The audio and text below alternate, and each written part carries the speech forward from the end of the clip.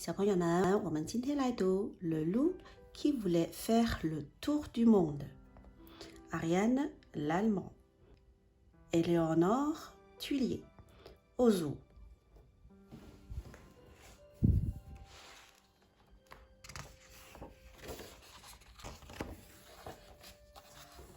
C'était l'hiver dans la forêt et Loup s'ennuyait à longueur de journée. Même ses amis ne savaient plus quoi faire pour lui. Un matin, il se regarda dans son miroir et s'écria « J'ai trouvé, je vais voyager, voir d'autres pays, j'en ai toujours rêvé. » Aussitôt dit, aussitôt fait. Sa valise fut bouclée. À Paris, Loup admira la ville à bord d'un bateau-mouche et découvrit la tour Eiffel. « Qu'elle est grande et belle !» s'exclama-t-il, émerveillé. « Si on monte tout en haut, on peut voir le monde entier !» lui assura un pion. Vite, Loup grimpa au sommet pour voir sa forêt, mais là-haut, il n'y avait que les toits à regarder et des pions qui rigolaient. Au pion voyageur. À Londres, Loup visita la ville avec des écureuils fort sympathiques. Puis il se rendit au palais de Buckingham. « Je voudrais rencontrer la reine d'Angleterre, s'il vous plaît, » demanda-t-il au garde devant l'entrée. Le garde ne bougea pas. Loup essaya de passer sur le côté, mais le garde se mit à hurler. « Ô loup, ô loup, la reine est en danger !» Le pauvre loup fut attrapé et jeté dans un vieux cachot. Par chance, la reine avait tout vu depuis son balcon et elle le fit libérer de prison. Prendre le thé avec le loup, j'en ai toujours rêvé, expliqua-t-elle à ses sujets.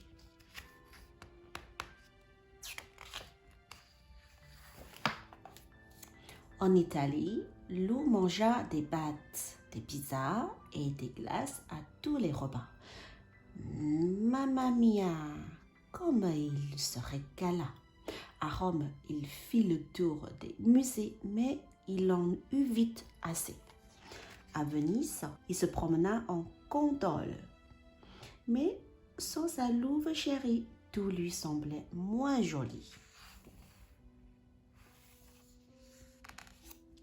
Ma louve chérie, aujourd'hui j'ai visité Venise, la ville des amoureux. C'était beau, mais tu m'as beaucoup manqué.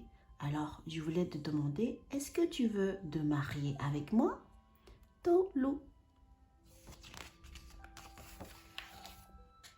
En Égypte, Loup découvrit le Sphinx et la grande pyramide.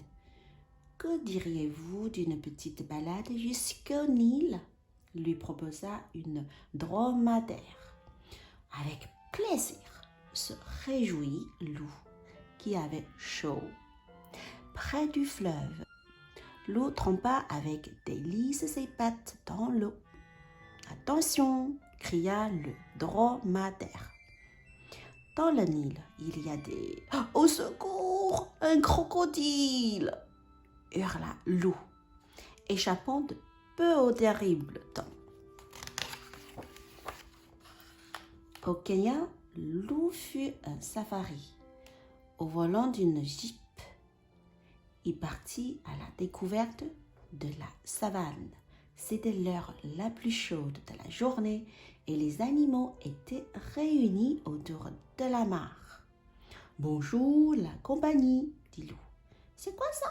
demanda le zèbre. « Je pas, » répondit l'hippopotame.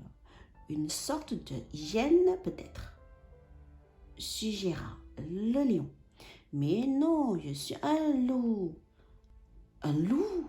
Ah, sauf qui peut !» hurlèrent les animaux terrorisés. Et ils disparurent dans les forêts.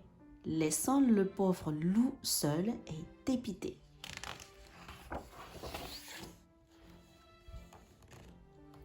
Sur l'île de Madagascar, Lou vit des baobabs qui touchaient le ciel et des fleurs aux couleurs extraordinaires. Mais sous l'eau, c'était encore plus beau. Lou nageait au milieu de poissons multicolores, quand soudain, un requin-baleine surgit près de lui. « Au secours, à moi !» cria Lou. Sur la plage, un lémurien observait la scène. Pas de panique. Muselon, se moqua-t-il. Ce requin ne mange que du plancton. Au Népal, Lou escalada l'Everest, la plus haute montagne de l'Himalaya. Arrivé au sommet, il s'assit pour se reposer. Il ne vit pas tout de suite l'horrible créature qui l'observait. « Bienvenue chez moi, bel étranger. Roukoula, demoiselle Yeti. Je pourrais te manger, mais tu es trop mignon. Je préfère t'épousser. »« Ah, ça non !» cria Lou, et il prit ses pattes à son cou. Il dévala la montagne, traversa la vallée et le pays tout entier. À bout de souffle, Lou s'arrêta au pied de la muraille de Chine. Il y avait là un grand panda qui prenait son repas. « Que se passe-t-il, noble étranger ?» s'inquiéta le panda. « Vous semblez bien pressé. Un yéti me poursuit. Pouvez-vous m'arrêter l'aéroport le plus proche, s'il vous plaît ?»« Avec plaisir, répondit le panda.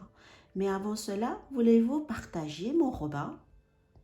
Et il lui tendit un bol de riz. Lou était affamé. Il ne se fit pas prier. Lou fut ravi d'arriver à Sydney, en Australie. Quand il se fut bien reposé sur la plage, il décida d'aller surfer. Hélas, cela ne se passa pas comme il l'avait imaginé et il aurait fini noyé si un kangourou ne l'avait pas repêché. Salut Alfred, aujourd'hui j'ai fait du surf pour la première fois. C'était génial de voler sur les vagues.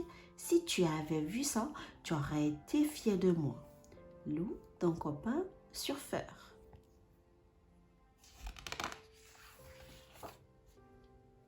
Lou arriva à Rio en plein carnaval. Il s'acheta un déguisement et partit à la découverte de la ville. Partout, il y avait de la musique, des couleurs, du bonheur. Lou se fit de nouveaux amis et dansa pendant des jours et des nuits. Quand la fête fut terminée, il fallut se rhabiller. Lou rangea ses plumes à regret.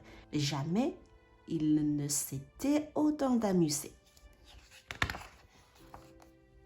À New York, Lou admira la statue de la liberté et se balada au pied des buildings et fit du shopping.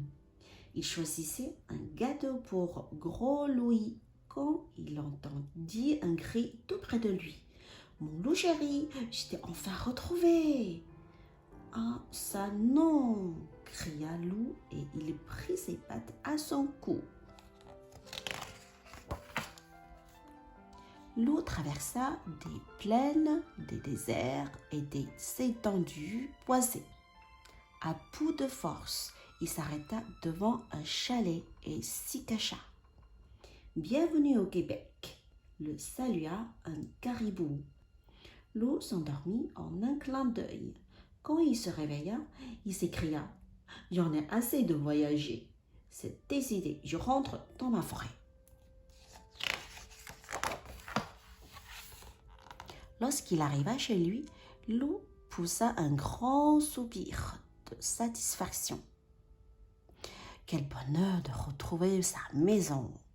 Il invita tous ses amis à dîner et se mit aussitôt au fourneau. La soirée fut très animée. Il paraît même qu'il y a eu une invitée inattendue. Fin d'histoire. 好了，小朋友们，这个故事就读完了。祝你们晚安。